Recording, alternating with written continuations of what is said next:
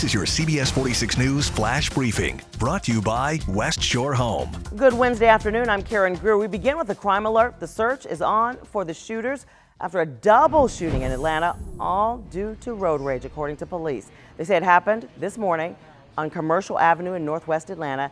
A 29-year-old woman and 30-year-old male who recently moved into that area were in their car when a white four-door car sedan with 3 men inside pulled up right next to them. The men fired at least 4 shots, hitting the woman twice. The man she was with, her fiance, was also shot once in the shoulder. He was treated and released from Grady Memorial Hospital. She was undergoing a second surgery at Grady today. Right now, here are the newest numbers of coronavirus here in Georgia.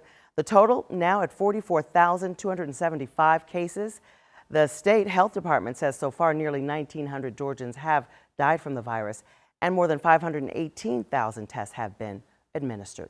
On a national level, the U.S. has now recorded nearly 99,000 deaths from the coronavirus out of almost 1.7 million confirmed cases. But while the fatality rate has slowed, the number of cases still rising in at least 27 states. Despite that, more places are reopening their economies and resuming some level of normal activities. And that includes the city of New Rochelle in New York, once the site of the nation's first containment zone. Well, a bitter debate right now over coronavirus reopenings and what's next for one of the GOP's biggest events of campaign 2020. It boils down to an argument over attendance at the Republican National Convention. President Trump saying he wants a packed house in North Carolina, and they're saying that kind of gathering might not be safe. We have to know that when the people come down, they're going to have the doors open. Now, if the governor can't tell us very soon, unfortunately, we'll have no choice. We're talking about something that's going to happen 3 months from now, and we don't know what our situation is going to be regarding COVID-19 in North Carolina. Now, in response, Governor Brian Kemp is extending an invitation to host the RNC right here in Georgia. He tweeted offering up the Peach State as a host site, boasting about Georgia's world-class facilities, restaurants, hotels, and workforce. I welcome the RNC and President Trump. Come on in. Come on down. Oh, that would be, I think that would be a lifesaver for Atlanta.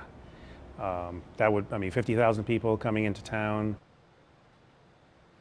Now, the hospitality industry says the convention could be the shot in the arm the industry needs so desperately. The RNC telling CBS46 it wants to hold a full in-person convention. And if Charlotte can't comply, they will be forced to consider other options.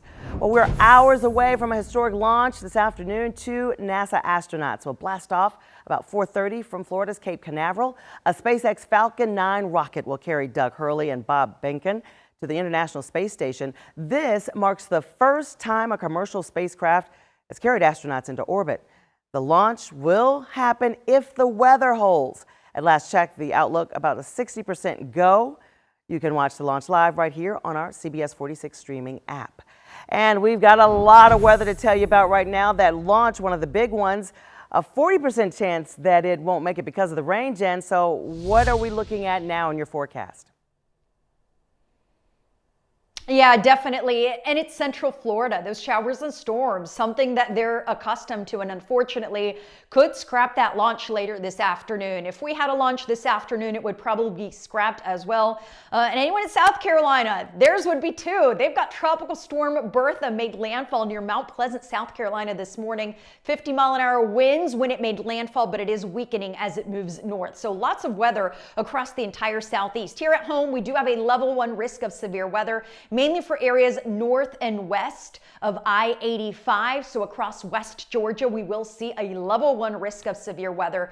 We'll be isolated with strong damaging winds, very heavy rain, and frequent lightning possible. Temperatures cooler today as they were yesterday, only in the mid-70s. Starting tomorrow, we warm back up to the 80s, and we do have more rain. In fact, we're going to keep that off and on rain with storms in the forecast until the first half of the weekend. After about Saturday morning, that rain does come to an end. So drier weather ahead, but we've got several days of rain to get through. Not only that, several days of possibly severe weather. Another level 1 risk of severe weather tomorrow, again across North and West Georgia. So stay with CBS 46. We're going to keep you and your family safe, and we'll continue to track these showers and storms as we head through the next several days.